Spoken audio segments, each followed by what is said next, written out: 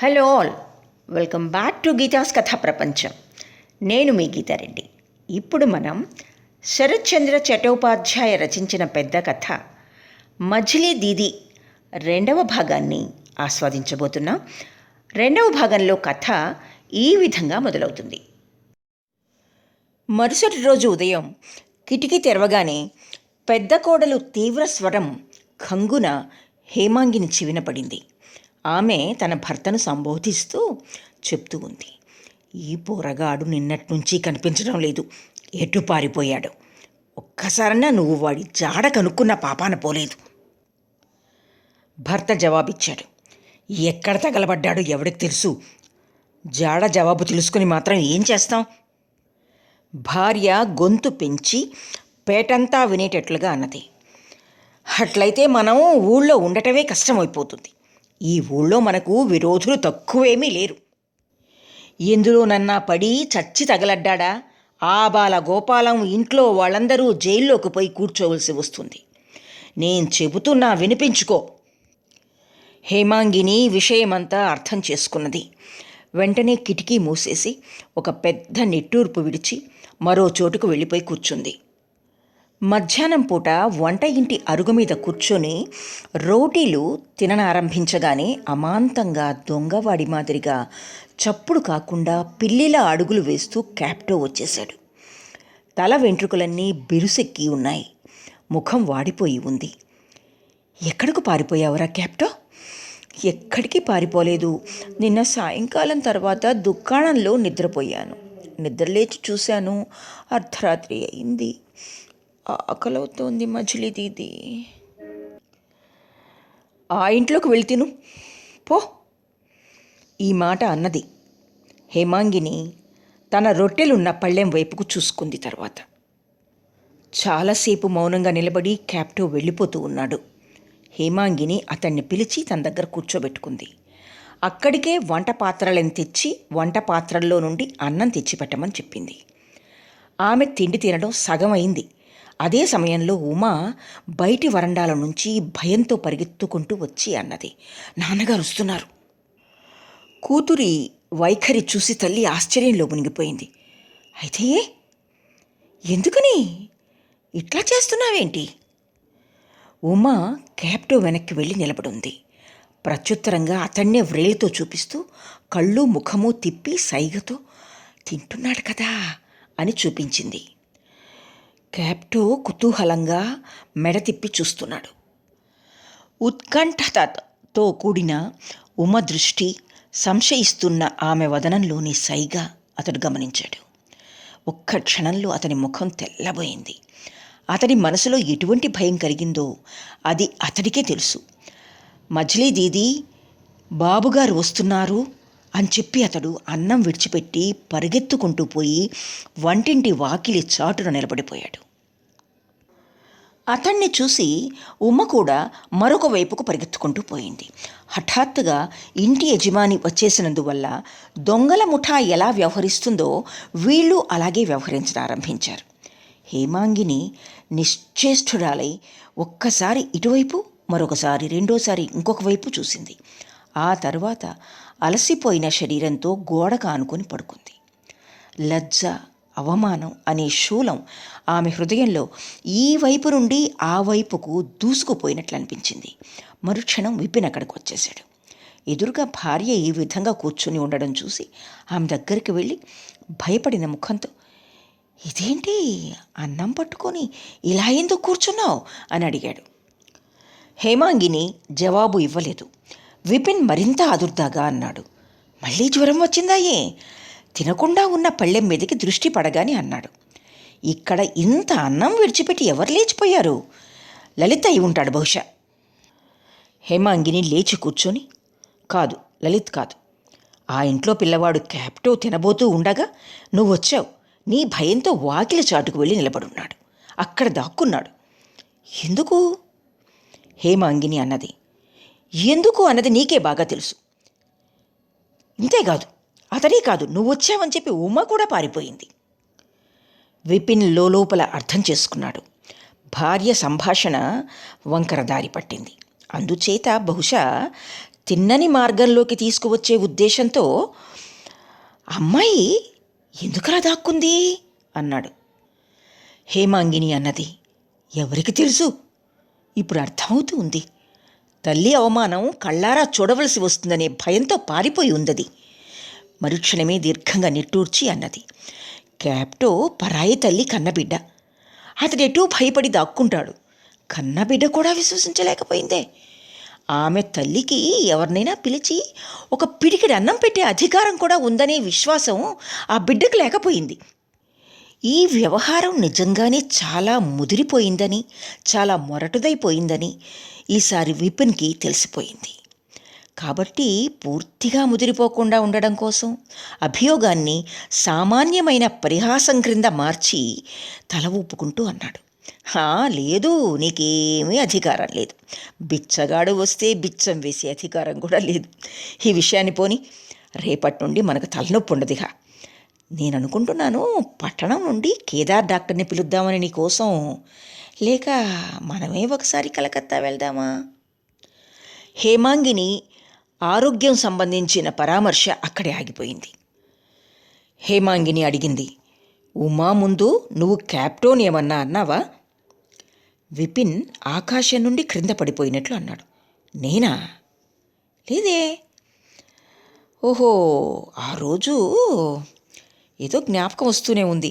బహుశా నేను అన్నానేమో, వదిన కోపడుతుంది, అన్నయ్య కోపడుతుంటాడు అని అనుంటా. ఉమా బహుశా అక్కడే ఉంటుందేమో, ఎవరికి తెలుసు. నాకంతా అర్థమైపోయిందిలే అని చెప్పి హేమాంగిని ఈ మాటను అణిచిపెట్టింది. విపిన్ గదిలోకి జొరబడగానే ఆమె క్యాప్టోని బయటికి పిలిచి, ఈ 4 కాసులు తీసుకొని దుకాణం నుండి కాసిన పేలాలు గీలాలు కొనుక్కు తిను. ఆకలైనప్పుడు మళ్ళీ నా వద్దకు రాకు. నీ మజిలీ దీదీకి అంత శక్తి లేదు. ఆమె బయటి వ్యక్తికి ఒక పిడికెడు అన్నం పెట్టలేదు. క్యాప్టో మౌనంగా వెళ్ళిపోయాడు. గదిలో నిలబడి ఉండి విపిన్ అతడి వైపు చూసి క్రోధంతో పళ్ళు పటపటా నూరాడు. 5-6 రోజుల తర్వాత ఒకరోజు సాయంత్రం ఎంతో విరక్తిగా ఉన్న ముఖంతో విపిన్ ఇంటికి వచ్చి అన్నాడు, ఇదంతా ఏమిటి నువ్వు? ఏంటిదంతా మొదలుపెట్టావు మజిలీ బహు? క్యాప్టో నీకేమవుతాడు? ఒక పరాయి పిల్లవాడి కోసం నువ్వు రేయింబవళ్ళు మనలో మనకి పోట్లాట పెట్టుకొని కూర్చుంటున్నావే. ఈరోజు నేను చూసా, అన్నయ్యకు ఎంత కోపం వచ్చిందో.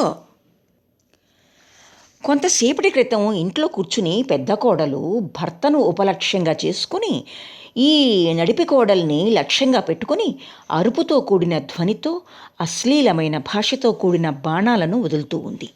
వాటిల్లో ఒక్కడి కూడా గురి తప్పలేదు. అవన్నీ వచ్చి హేమాంగిని చీల్చివేశాయి. పైగా ప్రతి ఒక్క బాణము తన నోటిలో ఏ విధంగా విషం నింపుకొని వచ్చిందో దాని వలన కలిగిన మంట కూడా తక్కువైందేమీ కాదు. కానీ మధ్యలో బావగారు వస్తూ పోతూ ఉండడం చేత హేమాంగిని సహించి ఊరుకోవటం తప్ప ప్రతీకారానికి మార్గం అన్వేషించలేకపోతూ ఉంది. పూర్వకాలంలో యవనులు గోవులను ముందు పెట్టుకుని రాజపుత్ర సైన్యం మీద బాణవర్షం కురిపించేవారట. అదే విధంగా ఉంది ఈ పెద్ద కోడలి ప్రస్తుత పద్ధతి. భర్త మాటలకు హేమాంగిని మండిపడుతూ అన్నది, అయితే ఏమిటి? బావగారే ఏమిటి?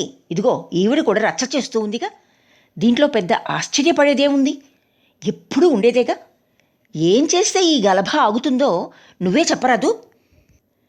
విపిన్ లోపల క్రోధాగ్నితో మండిపోతున్నాడైతే బయటపడదలుచుకోలేదు. అందుచేత మనసులోని భావాన్ని దాచుకుని ఆయన సహజ భావంతో అన్నాడు, 1000 ఉన్నప్పటికీ పెద్దల విషయంలో. ఈ మాట పూర్తి కాకముందే హేమాంగిని అన్నది, నాకంతా తెలుసు. నేనేం పసిపిల్లను కాను. పెద్దల గౌరవ మర్యాదలను తెలియని దాన్నేమీ కాను. కానీ ఆ పోరగాడిని చూస్తే జాలేస్తోంది. అంచేత అతడి పట్ల స్నేహంగా ఉంటున్నా. అంచేత వాళ్ళు నన్ను చూపించి బహుశా అతన్ని రేయింబవళ్ళు కాల్చుకు తింటున్నారు. అయితే ఆమె రెచ్చిపోకుండా కాస్త వినయంగానే మాట్లాడుతుంది. బావగారి విషయంలో శ్లేషార్థంతో మాట్లాడటానికి ఆమె లోపల చాలా సంశయిస్తూనే ఉంది. కానీ ఈరోజు ఆమె ఒళ్ళు మంట అతి తీవ్రమైపోయింది. క్రోధాన్ని అదుపు చేయలేకపోతూ ఉంది. విపిన్ ప్రచ్ఛన్నంగా అవతలి పక్షంలో ఉన్నాడు. ఎంచేతనంటే ఈ పరాయి పిల్లవాడిని గురించి అనవసరంగా అన్నతో తగాదా పట్టడం అతనికి ఇష్టం లేదు. భార్య సిగ్గుపడ్డం చూసి ధైర్యం తెచ్చుకొని ఆయన గట్టిగానే అన్నాడు, వేధించడం లేదు, బాధించడం లేదు. వాళ్ళు కుర్రాన్ని అదుపులో పెట్టుకుంటున్నారు, పని నేర్పుతున్నారు. అందులో వేధించడం ఏముంది? పైగా వాళ్ళు ఏం చేసినా పెద్దవాళ్ళు కదా. హేమాంగిని భర్త ముఖం వైపు చూసి మొదట కొంచెం ఆశ్చర్యపడింది. ఎందుచేతనంటే ఈ 15-16 కాపురంలో తన భర్త ఇంత గొప్ప భాతృభక్తి చూపటం ఇంతకు పూర్వం ఎన్నడూ చూసి ఉండలేదు. మరి ఆమె ఒళ్ళంతా క్రోధంతో మండిపోయింది. ఆమె అన్నది, వాళ్ళు పెద్దవాళ్ళు, నేను పసిదాన్నా? తల్లిని కాను. పెద్దవాళ్ళు తమ గౌరవాన్ని తామే పోగొట్టుకుంటుంటే దానికి స్వయంగా నేనేం చేయగలను? విపిన్ ఏదో జవాబు ఇవ్వబోయి ఆగిపోయాడు. వాకిలి బయట నుండి పూడుకుపోయిన కంఠంతో వినయంగా ఒక పిలుపు వినబడింది. మజిలీ దీదీ. భార్యాభర్తలు ఒకరి ముఖం మరొకరు చూసుకున్నారు. భర్త పెదవి విరిచి కొంచెం నవ్వాడు. అందులో కనికరం లేదు. భార్య పెదవులు అణిచిపెట్టుకొని వాకిలి దగ్గరకు వచ్చి మౌనంగా క్యాప్టో ముఖం వైపు చూడగానే క్యాప్టో ముఖం సంతోషంతో వెలిగిపోయింది. ఎట్లా ఉన్నావు మజిలీ దీదీ? హేమాంగిని ఒక్క క్షణం వరకు ఏ మాట పలకలేకపోయింది. అతడి కోసమే ఇప్పటిదాకా భార్యాభర్తల మధ్య పోట్లాడ జరిగింది. అకస్మాత్తుగా అతడు కనబడటంతో వివాదపు విరక్తి అంతా అతడి నెత్తిమీదే పడింది. హేమాంగిని నెమ్మదిగా అయినా కఠోరంగానే అన్నది, ఎందుకు ప్రతిరోజు నువ్వు ఇక్కడికి వస్తున్నావు చెప్పు? క్యాప్టో గుండె దడదడలాడింది. కఠోరమైన ఈ కంఠస్వరం నిజంగా ఎంత కఠోరంగా వినిపించిందంటే దానికి కారణం ఏమై ఉన్నా అది మాత్రం వాత్సల్యంతో కూడిన పరిహాసం కాదని తెలుసుకోవటానికి అతడికి ఎంతో సేపు పట్టలేదు. భయంతో, ఆశ్చర్యంతో, సిగ్గుతో అతడి వదనం నల్లబడిపోయింది. చూడటానికి వచ్చాను అన్నాడు. విపిన్ నవ్వుతూ అన్నాడు, నిన్ను చూడటానికి వచ్చాడు. ఈ నవ్వు పళ్లను బయటపెట్టి హేమాంగిని అవమానించినట్లుగానే ఉంది. ఆమె తోక తొక్కిన భుజంగంలాగా బుసకొడుతూ లేచి ఒక్కసారి భర్త ముఖం వైపు చూసి కళ్ళు ప్రక్కకు తిప్పుకొని క్యాప్టోను ఉద్దేశిస్తూ, ఇక నువ్వు ఇక్కడికి రావద్దు, వెళ్ళు. సరే మంచిది అని చెప్పి క్యాప్టో తన ముఖం మీది నలుపును నవ్వుతో కప్పుకోవడానికి ప్రయత్నిస్తూ దాన్ని మరింతగా నలుపు చేసుకొని వికృతపరుచుకొని తల వంచుకొని వెళ్ళిపోయాడు. వికృతంగా మారిన క్యాప్టో ముఖంలోని నల్లని నీడను హేమాంగిని తన ముఖం మీద ప్రతిఫలింపజేస్తూ భర్త వైపు మరోసారి వాడిగా చూసి చెరచెర ఆ గది విడిచిపెట్టి బయటకు వెళ్ళిపోయింది. 5-6 రోజులు గడిచిపోయాయి. హేమాంగినికి జ్వరం తగ్గలేదు. గుండెలో నెమ్ము పేరుకుని ఉందని నిన్న డాక్టర్ చెప్పి వెళ్ళాడు. ఇప్పుడే సంధ్యదీపం వెలిగించారు. లలిత్ ఒక మంచి ధోవతి, దాపుడు చొక్కా ధరించి గదిలోకొచ్చి తల్లితో అన్నాడు, అమ్మా, దత్తు వాళ్ళ ఇంటి దగ్గర కీలుబొమ్మల ఆట ఉందిట, చూడ్డానికి వెళ్ళేదా? తల్లి నవ్వుతూ అన్నది, అవునరా లలిత్, ఇక్కడ నేను 5-6 రోజుల నుండి జబ్బుపడి ఉన్నాను. ఒక్కసారి దగ్గరికి వచ్చి కొంచెం సేపు కూర్చోవు కదా. లలిత్ సిగ్గుపడి వెళ్ళి తల్లి ప్రక్కన కూర్చున్నాడు. తల్లి స్నేహపూర్వకంగా వీపు నిమురుతూ అన్నది, ఒకవేళ ఈ జబ్బు నయం కాకపోతే, నేను చచ్చిపోతే నువ్వేం చేస్తావురా? బాగా ఏడుస్తావా? పోమ్మా, నీకు తప్పకుండా నయమవుతుంది అని చెప్పి లలిత్ తల్లి ఒంటి మీద ఒక చెయ్యి ఉంచాడు. తల్లి కొడుకు చేతిని గట్టిగా పట్టుకుని మౌనంగా ఉండిపోయింది. జ్వరం ఉన్న ఈ స్థితిలో ఈ స్పర్శ ఆమె శరీరాన్ని అంతటినీ చాలాసేపటి వరకు వణికిస్తూ ఉంది. ఈ రకంగా చాలాసేపటి వరకు ఆ చేతిని తన చేత్తో పట్టుకొని ఉండిపోవాలని హేమాంగిని అభిలషిస్తూ ఉంది. కానీ కొంతసేపటి తర్వాత లలిత్లో విసుగు ప్రారంభమైంది. కీలుబొమ్మల ఆట బహుశా ఇప్పటికే ప్రారంభమై ఉంటుంది. అంచేత అతడు హడావుడి పడుతున్నాడు. పిల్లవాడి మనసులోని మాటను అర్థం చేసుకుని తల్లి మనసులోనే నవ్వుకొని అన్నది, సరే వెళ్ళి చూసిరా, రాత్రి పొద్దుపోయేదాకా ఉండొద్దు. ఉండనమ్మా, ఇదిగో వెంటనే వచ్చేస్తానులే అని చెప్పి లలిత్ గదిలో నుండి బయటకు వెళ్ళిపోయాడు. కానీ 2 నిమిషాల తర్వాతనే తిరిగి వచ్చి, అమ్మా, ఒక మాట చెప్పనా అన్నాడు. తల్లి నవ్వుతూ అన్నది, ₹1 కావాలి కదా, ఆ మచ్చు మీద ఉన్నది తీసుకో. చూడు, ఎక్కువ తీసుకోవద్దు. లేదమ్మా, రూపాయి కాదు, చెప్పనా, వింటావా మరి? తల్లి ఆశ్చర్యాన్ని వెల్లడిస్తూ, రూపాయి కాకపోతే మరేమిట్రా, విషయం ఏంటి అన్నది. లలిత్ మరికొంత దగ్గరకు వచ్చి నెమ్మదిగా అన్నాడు, క్యాప్టో మామను ఒక్కసారి రానిస్తావా? ఇంట్లోకి రాడు, ఆ వాకిలికి ఎదురుగా వచ్చి ఒక్కసారి నిన్ను చూసి వెళ్ళిపోతాడు. నిన్న కూడా అతడొచ్చి బయట కూర్చొనున్నాడమ్మా, ఈరోజు కూడా వచ్చి కూర్చొనున్నాడు.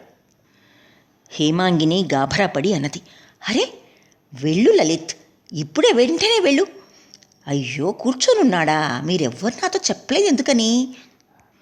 భయపడిపోయి లోపలికి అడుగు పెట్టడం లేదమ్మా అని చెప్పి లలిత్ వెళ్ళిపోయాడు. కొద్ది నిమిషాలలో కెప్టో గదిలోకి వచ్చి నేలచూపులు చూస్తూ గోడకు ఆనుకొని నిలబడిపోయాడు. హేమాంగిని పిలిచి, రా తమ్ముడు రా అన్నది. క్యాప్టో అలాగే స్తంభంలాగా నిలబడి ఉన్నాడు. ఆమె అప్పుడు స్వయంగా లేచి వెళ్ళింది. క్యాప్టోన్ చేయి పట్టుకుని ప్రక్క మీదకి తీసుకొని పోయింది. చేత్తో వీపు నిమురుతూ, అవునరా క్యాప్టో, నేనేదో ఆ రోజు నోటుకొచ్చినట్లు వాగేశాను, అందుకని నువ్వు మజిలీ దీదీని మర్చిపోయి ఉంటావు, అంతేనా? అమాంతంగా క్యాప్టో వెక్కి వెక్కి ఏడ్చాడు. హేమాంగిని కొంచెం ఆశ్చర్యంలో మునిగిపోయింది. ఎంచేతనంటే ఎన్నడూ ఎవ్వరూ అతడు ఏడుస్తూ ఉండగా చూడలేదు. ఎన్ని యాతనలు పెట్టినా, ఎన్ని కష్టాలు పెట్టినా, బాధలు పెట్టినా కూడా తల వంచుకొని మౌనంగా ఉండిపోయేవాడు. జనం ముందు కన్నీరు కార్చేవాడు కాదు. అతడి ఈ స్వభావం హేమాంగినికి బాగా తెలుసు. అంచేత ఆమె ఆశ్చర్యపోయి అన్నది, ఛీ, ఏడుస్తావెందుకు? భలేవాడివే, మగపిల్లవాడు ఎక్కడైనా కన్నీరు కార్చుతాడా? ప్రత్యుత్తరంగా క్యాప్టో తన ధోవతి అంచును మడిచి నోట్లో అదుముకుని ఏడుపు నాపుకుంటూ, డాక్టరు రొమ్ములో నెమ్ము పేరుకుపోయిందన్నాడు కదా అన్నాడు. హేమాంగిని పక్కున నవ్వింది. అందుకనా?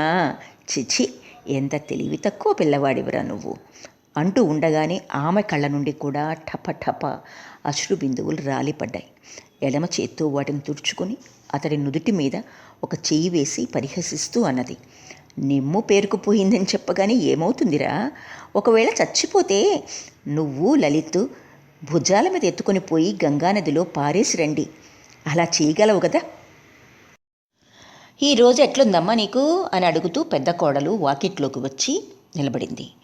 క్యాప్టో కనబడేసరికి అతడి వైపు తీక్షణంగా చూసి, వీడొచ్చాడుగా, ఇతగాడు హాజరైతే ఇంకేముంది? నడిపి కోడల దగ్గర ఏడ్చి ఏడ్చి ప్రేమలు కార్చుతుంటే ఉత్త మోసగాడు, అమ్మో అమ్మో, వీడికి ఎంత నటన తెలుసో.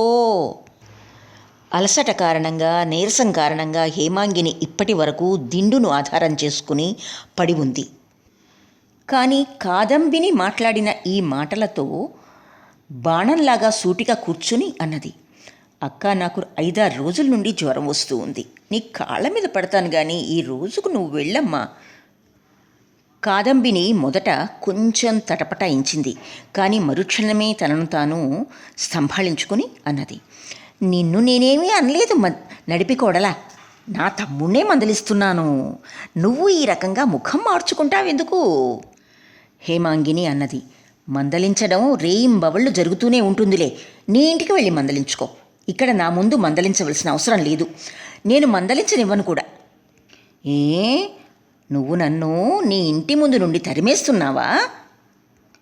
హేమాంగిని చేతులు జోడిస్తూ, నేను చాలా జబ్బుగా ఉన్నానక్క, నీ కాళ్ళ మీద పడతాను, నువ్వు మౌనంగానైనా ఉండు, లేకపోతే వెళ్ళిపో. కాదంబిని అన్నది, నా తమ్ముణ్ణి నేను అదుపు చేసుకోవడం తప్ప? నీ ఇంటికి వెళ్ళి అదుపు చేసుకోమ్మా అన్నది హేమాంగిని. ఈరోజు వీడికి బాగానే బుద్ధి చెప్పాలి, బాగా తగిలించాలి. దొంగ మాటలు వీడును, బద్మాష్, అబద్ధాలు కోరు వెధవ. ఆవును కట్టి వేయడానికి తాడు లేదురా, 2 బారలు తాడు పేనరా అని చెప్పాను. లేదక్క, నీ కాళ్ళ మీద పడతాను, కీలు బొమ్మలాట చూసి వస్తాను అన్నాడు. బహుశా ఇదేనేమో ఆ కీలు బొమ్మలాట అంటూ కాదంబిని ధమధమా వినిపించేటట్లు అడుగులు వేసుకుంటూ వెళ్ళిపోయింది. హేమాంగిని కొన్ని క్షణాల వరకు కొయ్య బొమ్మలాగా కూర్చుండిపోయింది. హీరా, నువ్వు కీలు బొమ్మలాట చూడటానికి వెళ్ళలేదా క్యాప్టో?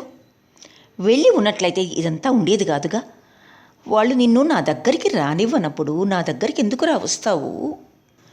క్యాప్టో మరేమీ మాట్లాడకుండా నెమ్మదిగా వెళ్ళిపోయాడు. కానీ అదే క్షణంలో వెనక్కి తిరిగి వచ్చి అన్నాడు, మా గ్రామంలో ఉండే విశాలాక్షిదేవి చాలా సత్యమున్న దేవత, అన్ని విషయాలు తెలిసిన దేవత. ఆ దేవతను పూజిస్తే అన్ని జబ్బులు నయమైపోతాయి. మజిలీ దీది, ఆ దేవతకు పూజ చేయించు మజిలీ దీది, కానుకలు సమర్పించు మజిలీ దీది. ఇంతకు ముందే జరిగిన అనవసరమైన గలభాకు హేమాంగిని మనస్సు బాగా చెదిరిపోయి ఉంది. తగాదాలు పోట్లాటలు జరుగుతూనే ఉంటాయి. నిజం చెప్పాలంటే అందుకోసం కూడా కాదు ఆమె వేదన. ఈ దురదృష్టవంతుని దుస్థితి తొలగించడానికి ఈమె లోలోన నిరంతరంగా ఆలోచిస్తూనే ఉంది. ఏదో ఒక వంకను పన్నుగడను అన్వేషిస్తూనే ఉంది. వాస్తవంగా ఈ కారణంగానే ఈమె హృదయం క్షోభపడుతూ ఉంది. ఉపాయం లభించక, దిక్కు తోచక ఆమె క్రోధంతో మండిపోతూ ఉంది. క్యాప్టో తిరిగి రావటంతో పాటే హేమాంగిని లేచి కూర్చున్నది. అతన్ని తన దగ్గర కూర్చోబెట్టుకుని అతడి ఒంటి మీద చెయ్యి వేసి నిమురుతూ రోధించింది. తర్వాత కళ్ళు తుడుచుకొని అన్నది, నాకు నయమైన తర్వాత రహస్యంగా నిన్ను పూజా ద్రవ్యాలు కానుకలు సమర్పించడం కోసం పంపిస్తాను. ఒంటరిగా వెళ్ళగలవా? క్యాప్టో ఉత్సాహంగా అన్నాడు, ఒంటరిగా బాగానే వెళ్ళగలను. నాకు ₹1 ఇవ్వు మజిలీ దీది, నేను రేపు ఉదయమే పూజ చేయించి నీకు ప్రసాదం తెచ్చిపెడతాను. దాన్ని తింటే ఆ క్షణమే నీ జబ్బు నయమవుతుంది మజిలీ దీది. ఈరోజే పంపించరాదు? హేమాంగిని చూసింది. అతడు తొందరపడుతున్నాడు, ఇక ఆగలేకపోతున్నాడు. ఆమె అన్నది, కానీ రేపు తిరిగి వచ్చిన తర్వాత నిన్ను వీళ్ళు బాగా కొడతారు. దెబ్బల మాట విని క్యాప్టో మొదట భయపడ్డాడు. కానీ మరుక్షణంలోనే సంతోషంతో అన్నాడు, కొడితే కొట్టనివ్వు, నీ జబ్బు నయమైతే అంతే చాలు. హేమాంగిని కళ్ళ నుండి అశ్రువులు రాలాయి. ఆమె అన్నది, అవునరా క్యాప్టో, నీకు నేను ఏమీ కాను. అటువంటప్పుడు నా కోసం నీకు ఈ తలనొప్పంతా ఎందుకురా? ఈ ప్రశ్నకు సమాధానం క్యాప్టోకు ఎక్కడ లభిస్తుంది? అతడు ఏ రకంగా వివరించి చెప్పగలడు? పీడితుడైన అతడి వ్యధిత హృదయం రేయింబవళ్ళు ఏడ్చి ఏడ్చి తన తల్లిని వెతుకుతూ తిరుగుతూ ఉంది. మరి హేమాంగిని అతడి ముఖం వైపు చూస్తూ ఉంటే క్యాప్టో అన్నాడు, నీ జబ్బు నయం కావటం లేదు మజిలీ దీది, నీ గుండెల్లో నెమ్ము పేరుకొని పోయింది. హేమాంగిని ఈసారి కొంచెం నవ్వి అన్నది, నాకు నెమ్ము పేరుకొని పోతే దీనివల్ల ఏం జరుగుతుందంటావు? నువ్వు ఎందుకు ఇంతగా బాధపడుతున్నావు? క్యాప్టో ఆశ్చర్యపోయి అన్నాడు, బాధగా ఉండదా మజిలీ దీది? గుండెల్లో నెమ్ము చేరడం ఎంత చెడ్డ! ఒకవేళ జబ్బు పెరిగిపోతే అలాంటి పరిస్థితి వచ్చినప్పుడు నేను చెప్తాలే క్యాప్టో. కానీ నేను కబురు పంపకపోతే మాత్రం రావద్దు తమ్ముడు. ఎందుకు మజిలీ దీది? హేమాంగిని దృఢంగా తల ఊపి అన్నది, వద్దు, నిన్ను నేను ఇక ఇక్కడికి రానివ్వను. నేను పిలవకుండా వస్తే మాత్రం చాలా కోప్పడతాను. క్యాప్టో ఆమె ముఖం వైపు చూసి భయపడిపోయి అడిగాడు, అయితే చెప్పు, రేపు ఉదయం ఎప్పుడు పిలుస్తావు? రేపు ఉదయమే ఎట్లా వస్తావు? నీకు పని ఉంటుందిగా, ఎట్లా వస్తావు? క్యాప్టో భయపడిపోయి అన్నాడు, ఉదయమే కాకపోతే మధ్యాహ్నం వస్తాను కదా మజిలీ దీది. అతడి కళ్ళలోనూ ముఖంలోనూ ప్రతిబింబించిన వ్యాకులంతో కూడిన అనునయం హేమాంగిని మనసుకు బాధ కలిగించింది. కానీ ఇప్పుడు ఆమె కఠోరంగా మారనిదే కుదరదు. అందరూ కలిసి నిశ్చేష్టుడైన అత్యంత నిస్సహాయుడైన ఈ బాలుడిపైన జరపనారంభించిన అత్యాచారాన్ని ఏ కారణంతో అయినా సరే దాన్ని మరింత పెంచినందువల్ల ప్రయోజనం లేదు. బహుశా క్యాప్టో సహించగలడు. మజిలీ దీది దగ్గరికి రావటానికి పోవటానికి వేసే శిక్ష ఎంత గొప్పదైనా సరే దాన్ని సహించటానికి అతడు వెనుకాడడు. కానీ దాన్ని ఆమె ఎలా సహించగలదు? హేమాంగిని కళ్ళ నుండి అశ్రుధార ప్రవహిస్తున్నది. అయినా ఆమె ముఖం మలుపుకొని కరుకుగా అన్నది, నన్ను విసిగించి బాధ పెట్టకు క్యాప్టో, ఇక్కడి నుండి వెళ్ళిపో. పిలిచినప్పుడే రా, అంతేగాని అప్పుడప్పుడు వచ్చి నన్ను ఇబ్బంది పెట్టొద్దు. లేదు, నిన్ను ఇబ్బంది పెట్టను అని చెప్పి భయంతోనూ సిగ్గుతోనూ తల వంచుకుని వెంటనే క్యాప్టో లేచి వెళ్ళిపోయాడు. ఈసారి హేమాంగిని కళ్ళు విరామం లేకుండా వర్షించాయి. ఆమె స్పష్టంగా చూస్తూ ఉంది. ఆ అనాథ బాలుడు నిస్సహాయుడై కన్నతల్లిని పోగొట్టుకుని ఆమెను అమ్మగా చేసుకుని ఆశ్రయం పొందుతున్నాడు. ఆమె ఆశ్రయపు కొంగు అంచును మరి కొంచెం గుంజుకోవటానికి అలమటించిపోతూ తిరుగుతున్నాడు. హేమాంగిని కళ్ళు తుడుచుకొని మనసులోనే అనుకున్నది, క్యాప్టో, నువ్వు ముఖం అలా దీనంగా పెట్టుకొని వెళ్ళిపోయావు తమ్ముడు. కానీ నీ మజిలీ దీది నీకన్నా ఎక్కువ నిస్సహాయురాలు.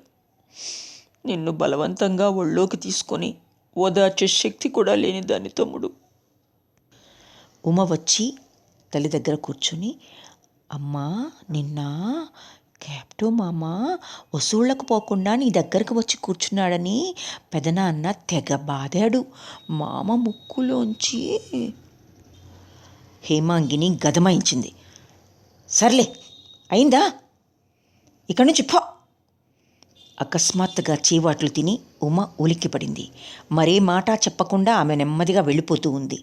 తల్లి మళ్ళీ పిలిచి అడిగింది, సర్లే, ఇదిగో ఉమ. ముక్కులో నుండి బాగా రక్తం కారిందా? ఉమ వెనక్కి తిరిగి నిలబడి చెప్పింది, లేదులే, బాగా కారలేదులే, కొంచెంగా. సరే, నువ్వు వెళ్ళు. ఉమ వాకిలి దగ్గరికి వెళ్ళి చూసి వెంటనే అన్నది, అమ్మా, క్యాప్టో మామ ఇక్కడే నిలబడి ఉన్నాడు. క్యాప్టో విన్నాడు. బహుశా దీన్నే అనుమతిగా భావించి ముఖం ముందుకు చాపి సిగ్గుపడుతూ బిడియపడుతూ నవ్వుతూ అన్నాడు, ఎలా ఉన్నావు మజిలీ దీదీ? క్షోభతో, దుఃఖంతో, అభిమానంతో హేమాంగిని పిచ్చిదానిలా అరిచింది. ఇక్కడికి ఎందుకు వచ్చావురా? నేను చెప్తున్నాను, వెళ్ళిపో తొందరగా. నేను చెప్తున్నాను, అవతలికి పో, దూరంగా పో. క్యాప్టో తల వంచుకొని, అయితే వెళ్తున్నాను మజిలీ దీదీ అని మాత్రం చెప్పి వెళ్ళిపోయాడు. అతడు వెళ్ళిపోయిన తర్వాత హేమాంగిని నిర్జీవంగా ఒకవైపు పడుకొని నెమ్మదిగా కోపంతో ఉన్న స్వరంతో అన్నది, నా దగ్గరకు రావద్దురా అని ఆ అభాగ్యుడికి 100 సార్లు చెప్పాను. షిబుతో చెప్పు ఉమా, అతన్ని మళ్ళీ ఎప్పుడు ఇటు రానివ్వవద్దని. ఉమ ఏమీ బదులు చెప్పలేదు. ఆమె నెమ్మదిగా బయటకు వెళ్ళిపోయింది. రాత్రిపూట హేమాంగిని భర్తను పిలిచి రోదిస్తూ చెప్పింది, ఏ రోజు నిన్ను ఏమీ కోరలేదు. ఈరోజు ఈ జబ్బు పడి ఉన్న స్థితిలో ఒక భిక్ష అడుగుతున్నాను, ఇస్తావా? విపిన్ సందిగ్ధంగా ప్రశ్నించాడు. ఏం కావాలి? హేమాంగిని అన్నది. క్యాప్టో నాకు ఇచ్చేసి. పాపం, అతడు చాలా దిగులు పడుతున్నాడు. తల్లిదండ్రులు లేని పిల్లవాడు. అతన్ని వాళ్ళు చంపుకు తింటున్నారు. ఇది నా కళ్ళతో చూడలేను. విపిన్ తీయగా నవ్వుతూ అన్నాడు, అయితే ఈ స్థితిలో కళ్ళు మూసుకుని ఉంటే సరిపోతుంది. చూడలేకపోతే అటు చూడకుండా ఉండు. భర్త నిష్ఠూరంగా పలికిన ఈ వ్యంగ్యోక్తి హేమాంగిని శూలంలా చీల్చివేసింది. మరో స్థితిలో అయితే ఆమె దీన్ని సహించగలిగేది కాదు. కానీ బహుశా ఈరోజు ఎంతో దుఃఖంతో ఆమె తహతహలాడిపోతున్నది. అంచేత సహించి చేతులు జోడించి ఆమె ప్రాధేయపడింది. నీ మీద ఒట్టేసుకుని చెప్తున్నాను, అతన్ని నేను కన్న బిడ్డలా ప్రేమిస్తున్నాను. అతన్ని నాకు తీసుకుని వచ్చిచ్చే, పెంచుకుంటాను, తిండి పెడతాను, బట్టలిస్తాను. ఆ తర్వాత మీ అందరికీ ఏది ఇష్టమో అదే చెయ్యండి. వాడు పెద్దవాడైన తర్వాత నేను ఒక్క మాట కూడా అన్నాను. విపిన్ కొంచెం మెత్తబడి అన్నాడు, అతడు నా గోడౌన్లో ఉండే ధాన్యమా, బియ్యమా తెచ్చివ్వడానికి? పరాయి వాళ్ళ తమ్ముడు, పరాయి వాళ్ళింటికి వచ్చాడు. మధ్యలో నీకు ఇంత బాధ గాని మమత గాని ఎందుకు? హేమాంగిని రోదిస్తూ ఉంది. ఒక క్షణం తర్వాత కళ్ళు మలుపుకొని భర్తతో అన్నది, నువ్వు తలుచుకుంటే బావగారితోనూ అక్కతోనూ చెప్పి సునాయాసంగానే తీసుకొని రాగలవు. నీ కాళ్ళ మీద పడతాను, అతన్ని నాకు తీసుకొచ్చివు. విపిన్ అన్నాడు, సరే, ఒకవేళ వాణ్ణి తీసుకొస్తానే అనుకో. నేను మాత్రం అంత గొప్పవాడినా వాణ్ణి పోషించడానికి? హేమాంగిని అన్నది, నువ్వు మొదట్లో నేను ఏ చిన్న మాట చెప్పినా కాదనేవాడివి కాదు. ఇప్పుడు నేను ఏమి అపరాధం చేశాను? ఇంతగా వేడుకుంటున్నాను, బ్రతిమలాడుతున్నాను. నిజంగా నా ప్రాణాలు కడతేరిపోతున్నాయని చెప్తున్నాను. ఇంత చిన్న విషయం నీ మనసుకి ఎక్కడం లేదా? మీకు అర్థం కావటం లేదా? అతడు దురదృష్టవంతుడు. అంచేత మీరందరూ కలిసి అతన్ని చంపేస్తారా? నేను అతన్ని నా దగ్గరికి తీసుకొచ్చేస్తాను. చూస్తాను వాళ్ళు ఏం చేస్తారు. విపిన్ ఈసారి రోషపడ్డాడు. నేను వాడిని మేపలేను అన్నాడతడు. హేమాంగిని అన్నది, నేను తిండి పెట్టగలనులే. ఈ ఇంట్లో నాకేమీ అధికారం లేదా? ఒక్క పిల్లవాడికి తిండి పెట్టలేనా? నేను రేపే అతన్ని మన ఇంటికి తీసుకొస్తాను. ఒకవేళ అక్క కానీ బావగారు కానీ దౌర్జన్యం చేస్తే నేను అతన్ని స్టేషన్కి పంపిస్తాను రక్షణ కోసం, లేదా సబ్ ఇన్స్పెక్టర్నే ఇక్కడికి పిలిపిస్తా. భార్య మాటలు విని కోపంతో అభిమానంతో ఒక క్షణం పాటు అవాక్కైపోయి ఆ తర్వాత అన్నాడు, సరే చూస్తాలే అని బయటకు వెళ్ళిపోయాడు. మరుసటి రోజు ఉదయం నుండి వర్షం కురుస్తూనే ఉంది. హేమాంగిని కిటికీ తెరిచి ఆకాశం వైపు చూస్తూ ఉంది.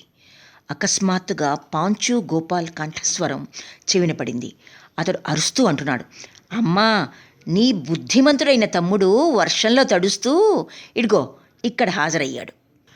ఓరి పనికి మాలినవాడా, ఎక్కడున్నావురా, నేను వస్తున్నాను ఉండు అని కాదంబిని హుంకరించి ఇంటి బయటకు వెళ్ళి గబగబా వరండాలోకి చేరింది. హేమాంగిని హృదయం కంపించిపోతోంది. లలిత్ను పిలిచి చెప్పింది, ఒరే నాయనా, వెళ్ళు ఆ ఇంటి వరండాలోకి వెళ్ళి చూడు, క్యాప్టో మామ ఎక్కడి నుంచి వచ్చాడో చూడరా. లలిత్ పరిగెత్తుకుంటూ వెళ్ళాడు. క్షణం తర్వాత తిరిగి వచ్చి చెప్పాడు, పాంచు అన్నయ్య అతన్ని గుడ్డలు విడిపించి నెత్తిమీద 2 ఇటుక రాళ్లు పెట్టి కూర్చోబెట్టాడు. హేమాంగిని విస్తుపోయి అడిగింది, అతడు ఏం చేశాడట? లలిత్ అన్నాడు, నిన్న మధ్యాహ్నం అతన్ని గొల్లల దగ్గరికి డబ్బు వసూళ్లకు పంపించారట. 3 రూపాయలు వసూలు చేసుకుని పారిపోయాడట. అంతా ఖర్చు చేసేసుకుని ఇప్పుడే వచ్చాడట తిరిగి. హేమాంగిని విశ్వసించలేదు. ఆమె అన్నది, అతడు రూపాయలు వసూలు చేశాడని ఎవరు చెప్పారు? గొల్లతను లక్ష్మణ్ స్వయంగా వచ్చి చెప్పిపోయాడు అని చెప్పి లలిత్ చదువుకోవడానికి వెళ్ళిపోయాడు.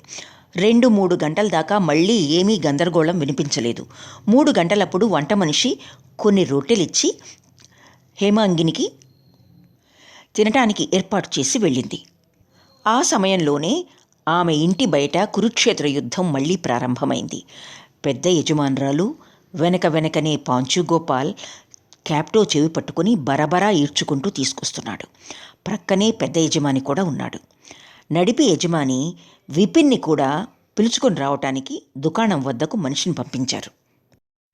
హేమాంగిని భయంతో నెత్తిమీదకి చెంగులాక్కుని గదికి ఒకవైపు కొంచెం ప్రక్కకు తప్పుకొని నిలబడి ఉంది. ఇంతలో పెద్ద యజమాని తీవ్రంగానూ కటువుగాను అంటున్నాడు, నీ కారణంగా మేము ఇంట్లో నిలవలేకుండా ఉన్నాం. నడిపికోడలా, మా ఇంటి ఖరీదు ఇవ్వమని విపిన్తో చెప్పు, మేము మరెక్కడికైనా వెళ్ళిపోతాం. హేమాంగిని ఆశ్చర్యంతో నిశ్చేష్టురాలై మౌనంగా నిలబడి ఉంది. అప్పుడు పెద్ద యజమానురాలు యుద్ధాన్ని కొనసాగించే భారాన్ని తన చేతిలోకి తీసుకుని సరిగ్గా వాకిలికెదురుగా వచ్చి చేతులు నోరు ఆడిస్తూ అన్నది, మధ్య కోడల, నేను నీ పెద్దతోడి కోడల్ని. అయినా కూడా నన్ను ఓ కుక్కనో నక్కనో అనుకుంటుంటావు. ఇంతవరకు బాగానే ఉంది. కానీ నీకు 1000 సార్లు చెప్పాను, కృత్రిమంగా పై మెరుగులు చూపిస్తూ నా తమ్ముడికి పొగరెక్కేటట్లు చేయవద్దని. ఎట్లా? అప్పుడే ప్రేమ ప్రవాహం ఇంకిపోయిందా? 2 రోజులు మర్యాద చేయటం ఎవరికైనా సహజం. కానీ ఎల్లకాలం వాడి భారం నువ్వు మొయ్యవు కదా, ఆ భారం నేను మొయ్యవలసిందే కదా. ఇది కటువైన యుక్తితో చేసిన ఆక్రమణ, ఎదురుదాడి. కేవలం ఈ ఒక్క మాటే హేమాంగినికి అర్థమైంది. ఇంకేమీ అర్థం కాలేదు. మెత్తని స్వరంతో ఏమైంది అని అడిగింది. కాదంబిని మరింతగా రెచ్చిపోయింది. నోరు ఆడిస్తూ చేతులు జాడిస్తూ అన్నది, మంచిదే అయ్యింది, బాగా నాణ్యంగానే అయ్యింది. నువ్వు నేర్పిన సుగుణాలతో వసూలు చేసిన డబ్బు దొంగిలించడం నేర్చుకున్నాడు. మరో 2 రోజుల పాటు దగ్గరకు పిలిచి మరికొన్ని మంచి మంచి సలహాలు ఇస్తూ ఉండమ్మా. తాళాలు పగలగొట్టి పెట్టెలు తెరవడం, కన్నాలు వేయడం కూడా నేర్చుకుపోతాడు. అసలే హేమాంగిని జబ్బు పడింది. ఆ పైన మొరటుగా ఉన్న ఈ వ్యంగ్య అసత్యపు అభియోగం. ఈరోజు ఆమె స్థిమితంగా లేదు. ఇంతకు ముందు ఎన్నడూ ఏ కారణం చేతనైనా ఆమె బావగారి ఎదుట మాట్లాడి ఉండలేదు. కానీ ఈరోజు మెదలకుండా ఉండలేకపోయింది. మెత్తగానే అన్నది, ఏమిటి? నేను అతడికి దొంగతనాలు దోపిళ్ళు చేయటం నేర్పుతున్నానా అక్క? కాదంబిని నిర్భయంగా అన్నది. నువ్వు నేర్పినట్లు ఎట్లా తెలుసుకునేది, నేర్పనట్లు ఎలా అనుకునేది? ఈ స్వభావం వాడికి మొదట్లో లేదు, ఇప్పుడే ఇట్లా మారిపోయాడు వాడు. ఎంతో కాలం నుండి నడిపి తోడికోడలు పట్ల పెద్ద కోడలి మనసులో పేరుకుపోయిన విద్వేషం ఈ విధంగా ఈ సాకుతో బయటపడింది. ఈ చాటుమాటు ముచ్చట్లేమిటో తెలియదు. ఇంత అతి మర్యాదలు, అతి ప్రేమలు, ఆదరాలు, ఇదంతా ఏమిటి? మీ ఇద్దరి వ్యవహారం అందరికీ అర్థమవుతూనే ఉంది. ఈ రోజుకి ఈయన కూడా మనసుకొచ్చేసింది. ఒక్క క్షణం పాటు హేమాంగిని నిశ్చేష్టురాలైపోయింది. ఇంత కఠోరంగా దెబ్బతీసింది పెద్ద తోడికోడలు. ఇంత సిగ్గు విడిచి అవమానించింది. ఈ పరిస్థితిలో ఎవరైనా ఏం చేయగలరు? హేమాంగిని మెదడు మొద్దుబారిపోయింది. కానీ ఒక్క క్షణం పాటే. మరుక్షణంలో గాయపడిన ఆడసింహంలాగా హేమాంగిని 2 కళ్ళ నుండి నిప్పులు రాలాయి. బావగారిని ఎదురుగా చూసి నెత్తిమీద కొంగును కొంచెం ముందుకు లాక్కున్నది, కానీ క్రోధాన్ని ఆపుకోలేకపోయింది. పెద్ద కోడల్ని సంబోధిస్తూ మెత్తగానే అయినా కటుగా అన్నది. నువ్వు ఇంత గొప్ప పెద్దింటి దానివి, నీతో మాట్లాడాలంటేనే నాకు రోత పుడుతుంది. బొత్తిగా సిగ్గులేని ఆడదానివి. ఆ పిల్ల సన్యాసిని ఇంకా నా తమ్ముడని చెప్పుకుంటున్నావా? సిగ్గులేక. మనిషి జంతువును పెంచి కూడా దానికి కడుపు నిండా తిండి పెడతాడు. కానీ ఆ దురదృష్టివంతుడి చేత చిన్న పని పెద్ద పని అని లేకుండా అన్ని పనులు చేయించుకొని కూడా ఈనాటి వరకు ఒక్క రోజైనా కడుపు నిండా తిండి పెట్టిన పాపాను పోలేదు నువ్వు. నేను లేకపోతే ఈ పాటికి తిండి లేక చచ్చిపోయేవాడు. ఆకలి మంట చల్లారక అతడు నా దగ్గరకు పరిగెత్తుకొస్తున్నాడు. ఆదరం, ఆనందం, ప్రేమ చూపించడానికి రావటం లేదు. పెద్ద తోడికోడలు అన్నది. మేము తిండి పెట్టడం లేదు, కేవలం పని చేయించుకుంటున్నాం. నువ్వు వాడికి తిండి పెట్టి బ్రతికిస్తున్నావు. హేమాంగిని జవాబిచ్చింది. ఉన్న విషయం అంతే. ఈ రోజు వరకు ఏనాడు అతడికి 2 పూటలా మీరు కడుపు నిండా తిండి పెట్టనే లేదు. కేవలం బాదుకుంటూ కొట్టుకుంటూ వస్తున్నారు. అతడి చేత వీలైనంత శ్రమ చేయించుకుంటున్నారు. మీ నోటి భయంతోనే అతడితో మా ఇంటికి రావద్దురా నాయనా అని 1000 సార్లు చెప్పాను. ఆకలి భరించలేక వస్తాడు. కడుపు నిండా తిండి పెడతాను అంచేత పరిగెత్తుకుంటూ వస్తాడు. దొంగతనాలు దోపిళ్ళు నేర్చుకోవడానికి రావటంలే. కానీ మీరెంత పెద్ద మహారాజులో దీన్ని కూడా కళ్ళతో చూడలేకపోతున్నారు, ఓర్వలేకపోతున్నారు. ఈసారి బావగారు సమాధానమిచ్చారు. క్యాప్టోను ఎదుటికి గుంజుకుని వచ్చి అతడి ధోవతి కుచ్చి అంచుకు కట్టి ఉన్న చిన్న మూటను విప్పి అరటి ఆకు దోనె ఒకటి తీసి కోపంతో అన్నాడు. మేము కష్టపెట్టేవాళ్ళమా, ద్వేషించేవాళ్ళమా, ఓర్వలేని వాళ్ళమా? విషయాన్ని మంచి దృష్టితో సదుద్దేశంతో ఎందుకు చూడలేవమ్మా? వీడు చేసిన పనేమిటో చూడు, నీ కళ్ళతో నువ్వే చూడు నడిపికోడలా. నువ్వు నేర్పడం చేతనే కాదు, ఇతడు నా డబ్బు దొంగిలిస్తున్నాడు. నీ క్షేమం కోసం ఏ దేవతకు పూజ చేయించి కానుకలర్పించి ప్రసాదం తీసుకుని వచ్చాడు. చూడు దీన్ని. ఈ మాట అని ఆయన 2 లడ్లు, పువ్వులు, బిల్వపత్రాలు దోనె లోపల నుండి తీసి చూపించాడు. కాదంబిని కళ్ళు తెరిచి అన్నది. ఓసి తల్లి, వీడు ఎంత నాజూకైన సైతాను, ఎంత మోసగాడు ఈ పిల్లవాడు. సరే, మంచిది నడిపికోడలా. ఇప్పుడు నువ్వే చెప్పరాదు, ఏ ఉద్దేశంతో అతడు దొంగతనం చేశాడు? ఎవరి కోసమమ్మా? అది నా మేలు కోసమా? హేమాంగిని క్రోధంతో తనను తాను మర్చిపోయింది. అసలే ఆమె ఆరోగ్యం బాగాలేదు, ఆలోచించే శక్తి లేదు. ఆ పైన ఈ అసత్యపు దోషారోపణలు. ఆమె గబగబా క్యాప్టో ఎదుటికి వచ్చి అతడి 2 దవడలు పగలగొట్టి అన్నది. దొంగ బద్మాష్, నేను నీకు దొంగతనం చేయడం నేర్పానా? ఎన్ని రోజులు నిన్ను నా ఇంట్లోకి రావద్దని వారించాను, ఎన్నిసార్లు నిన్ను బయటకు వెళ్ళగొట్టాను. ఇప్పుడు నాకు అనిపిస్తూ ఉంది, దొంగతనం చెయ్యాలనే ఉద్దేశంతోనే అప్పుడప్పుడు వచ్చి తొంగి చూసిపోతున్నావా?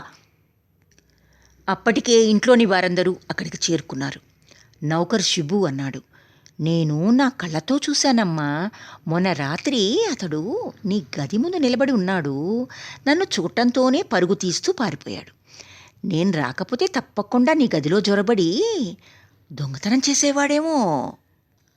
పాంచు గోపాల్ అన్నాడు. వాడికి తెలుసు బాగా, మజిలీ పిన్ని ఆరోగ్యం బాగాలేదు, సాయంత్రం కాగానే నిద్రపోతుందని తెలుసు. వాడే తక్కువ జిత్తుల మారివాడా. నడిపి కోడలి పట్ల చేయబడిన ఈ భయంకరమైన నిందారోపణలకి, ఈ వ్యవహారానికి కాదంబిని ఎంత సంతోషంగా ఉందో అంత సంతోషంగా ఈ 16 సంవత్సరాల మధ్య ఎన్నడూ లేదు. ఆమె అమిత సంతోషంగా అన్నది, వీడు తడిసిన పిల్లి నడిపి కోడలా. నువ్వు అతన్ని ఇంట్లోకి రావద్దు అని అన్నమాట నాకు ఎట్లా తెలుస్తుంది చెప్పు? నడిపి కోడలు నన్ను కన్నతల్లి కన్నా మిన్నగా ప్రేమిస్తున్నదని అతడు చెప్పుకుంటూ తిరుగుతున్నాడు ఊళ్ళో. దోనెను అందులోని ప్రసాదాన్ని దూరంగా పారవేసి అన్నది, 3 రూపాయలు దొంగిలించి ఎక్కడి నుండి 4 పువ్వులు ఆకులు ఏరుకొని తెచ్చాడో తెలియదు. ఇంటికి తీసుకుని వెళ్ళి పెద్ద యజమాని దొంగను శిక్షించడం ఆరంభించాడు. ఆ వ్రేటు చాలా నిర్దయతో కూడుకున్నది. ఆ దెబ్బ చాలా క్రౌర్యంతో కూడినది. క్యాప్టో ఏమీ మాట్లాడడం లేదు. అటు కొడితే ఇటు ముఖం తిప్పేవాడు. బరువు బండితో ఎద్దు బురదలో దిగబడి ఏ విధంగా దెబ్బలు తింటుందో అదే విధంగా క్యాప్టో మౌనంగా దెబ్బలు తింటూ ఉన్నాడు. ఆఖరుకు కాదంబిని సైతం అంగీకరించింది. వీడు దెబ్బలు తినడం బాగా నేర్చుకున్నాడు, బాగా అలవాటు పడిపోయాడు, వీడికి బాగా అలవాటు దెబ్బలు తినడం. కానీ భగవంతుడికి తెలుసు, ఇక్కడికి వచ్చే ముందు నిర్లిప్త స్వభావం అనే గుణం వల్ల ఎన్నడూ ఎవ్వరూ అతడి ఒంటి మీద చెయ్యి చేసుకున్నది లేదు. హేమాంగిని తన గదిలోని కిటికీలన్నిటినీ మూసివేసి కొయ్య బొమ్మలాగా కూర్చుని ఉంది. ఉమ దెబ్బలు తినటం చూడటానికి వెళ్ళింది. తిరిగి వచ్చిన తర్వాత ఆమె చెప్పింది, అమ్మా, క్యాప్టో మామ గ్రామంలో దేవుడు కానీ దేవత కానీ ఎవరైనా ఉన్నారా అమ్మా? పెద్దమ్మ అంటోంది, క్యాప్టో మామ పెద్దవాడైతే దోపిడీ దొంగ అవుతాడట. ఉమా! తల్లి కన్నీటిని, వికృతమైన కంఠస్వరాన్ని చూసి ఉమ ఉలిక్కిపడింది. దగ్గరకు వెళ్ళి భయపడుతూనే ఆమె అడిగింది, ఏమమ్మా? అవునే, ఇప్పటిదాకా అతన్ని అందరూ కలిసి కొడుతూ ఉన్నారా? ఈ మాట అంటూనే ఆమె గచ్చు మీద బోరిగిల పడుకొని రోదించింది. తల్లి ఏడుపు చూసి ఉమ్మ కూడా ఏడుస్తూ ఉంది. ఆ తర్వాత దగ్గర కూర్చొని తన కొంగుతో తల్లి కన్నీళ్లు తుడుస్తూ అన్నది, ప్రసన్న తల్లి క్యాప్టో మామను వాళ్ళ చేతుల్లో నుండి గుంజుకొని బయటికి ఈడ్చుకొచ్చింది, లేకపోతే ఇంకా కొట్టేవాళ్ళమ్మా. హేమాంగిని ఇక మాట్లాడలేకపోయింది. అక్కడ అదే విధంగా పడి ఉంది. 2-3 గంటలైన తర్వాత అమాంతంగా చలితో భయంకరమైన జ్వరం వచ్చింది. ఈరోజు చాలా రోజుల తర్వాత పచ్చం తీసుకోవాలని కూర్చుంది హేమాంగిని. కానీ ఒక్క ముద్ద నోట్లో పెట్టలేకపోయింది. అలాగే విరుచుకుపడిపోయింది. ఎదురుగా పళ్ళెంలో ఉన్న ఆహారం, అన్నం ఎండిపోతూ ఉంది. సాయంకాలం దాటిన తర్వాత అన్ని విషయాలు తెలుసుకున్న తర్వాత కోపం నిండిన మనసుతో ఆ ఇంట్లోని తన భార్య గదిలోకి ప్రవేశిస్తూ ఉన్నాడు విపిన్. ఉమ దగ్గరికి వెళ్ళి కుసకుసలాడుతూ, అమ్మా, జ్వరంతో స్పృహ తప్పి పడిపోయింది అని చెప్పింది. విపిన్ త్రుళ్ళిపడ్డాడు. అదేమిటి, జ్వరం నిమ్మళించలేదు? ఇప్పటికి 4 రోజుల నుండి జ్వరమే లేదు కదా. విపిన్ లోపల భార్యను చాలా ప్రేమిస్తాడు. ఎంతగా ప్రేమిస్తున్నాడనే విషయం 5-6 సంవత్సరాల క్రితం అన్నలో నుండి వేరుపడేటప్పుడు తెలుసుకున్నారందరూ. కలత చెంది గదిలోకి రావటంతోనే అతడు చూశాడు. అప్పటి వరకు నేల మీదే పడి ఉంది హేమాంగిని.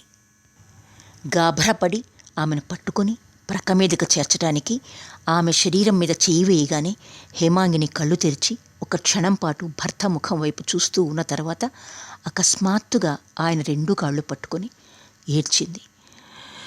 క్యాప్టో, ఆశ్రయం ఇవ్వు, లేకపోతే నాకు జ్వరం తగ్గదు. దుర్గామాత నన్ను ఏ విధంగానూ క్షమించదు. విపిన్ తన కాళ్ళు విడిపించుకొని దగ్గర కూర్చొని భార్య నుదుటి మీద చేయి వేసి సవరిస్తూ ఓదార్చుతూ ఉన్నాడు. హేమాంగిని అడిగింది, చెప్పు, ఆశ్రయం ఇస్తావా? విపిన్ అశ్రువులతో నిండిన నేత్రాలను అరచేత్తో తుడుచుకుని అన్నాడు, నువ్వు కోరినట్లే జరుగుతుంది. నువ్వు ముందు ఆరోగ్యవంతురాలివిగా. హేమాంగిని ఇంకేమీ అనలేదు. ప్రక్క మీదకు వెళ్ళి పడుకున్నది. జ్వరం ఆ రాత్రికి పూర్తిగా తగ్గిపోయింది. మరుసటి రోజు ఉదయం విపిన్ ఇది చూసి చాలా సంతోషించాడు. కాళ్ళు ముఖము కడుక్కొని కొద్దిగా టిఫిన్ తీసుకుని దుకాణం దగ్గరికి వెళ్ళటానికి బయటకు వస్తున్నాడు. అదే సమయంలో హేమాంగిని క్రిందకు వచ్చి అన్నది, దెబ్బలు తినడం చేత క్యాప్టోకి చాలా తీవ్రంగా జ్వరం వచ్చింది.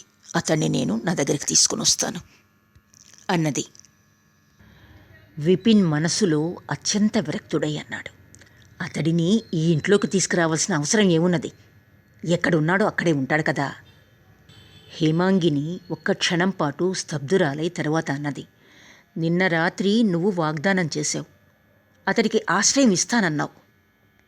విపిన్ తిరస్కారపూర్వకంగా తల ఊపి అన్నాడు, అవును, ఇంటికి తీసుకువచ్చి పోషించడానికి అతడెవరు, నువ్వెవరు? నిన్న రాత్రి భార్య అమితంగా జబ్బుపడి ఉండడం చూసి అతడు ఏ విషయమైతే అంగీకరించాడో ఈరోజు ఆమె ఆరోగ్యంగా ఉండడం చూసి ఆ విషయాన్ని తుచ్చమైనదిగా చేసివేశాడు. గొడుగును చంకన పెట్టుకుని లేచి నిలబడి అన్నాడు, పిచ్చి చేష్టలు చేయకు, అన్నయ్యకు చాలా కోపం వస్తుంది. హేమాంగిని శాంతంగానూ దృఢంగానూ అన్నది, అన్నయ్యకు కోపం వస్తే అతన్ని ఖూనీ చేసేస్తాడా? లేక నేను తీసుకువెళ్తుంటే ఈ ప్రపంచంలో ఎవరైనా అతన్ని ఆపి ఉంచగలరా? ఇది వరకు నాకు 2 బిడ్డలున్నారు, రేపటి నుండి 3 అవుతారు. నేను క్యాప్టోకు తల్లిని. సరే, ఈ మాట అప్పుడు చూసుకుందాంలే.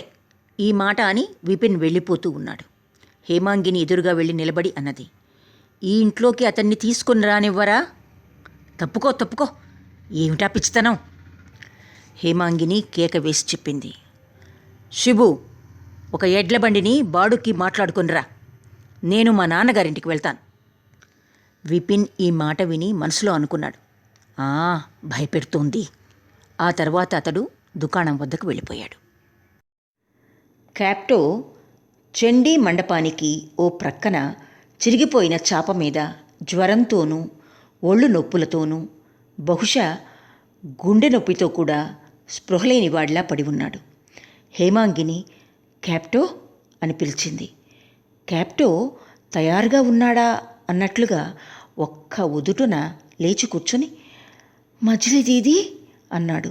మరుక్షణమే సిగ్గుతోనూ నవ్వుతోనూ అతడి ముఖమంతా నిండిపోయింది.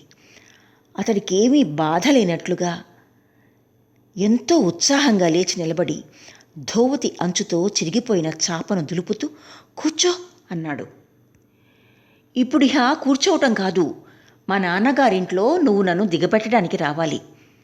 రా తమ్ముడు నాతో.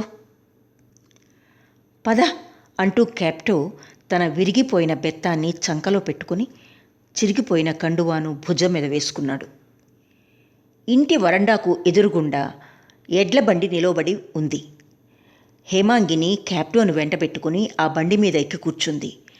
బండి గ్రామం దాటిపోతూ ఉంది. వెనక నుండి అరుపులు పిలుపులు విని బండి మనిషి బండిని ఆపాడు.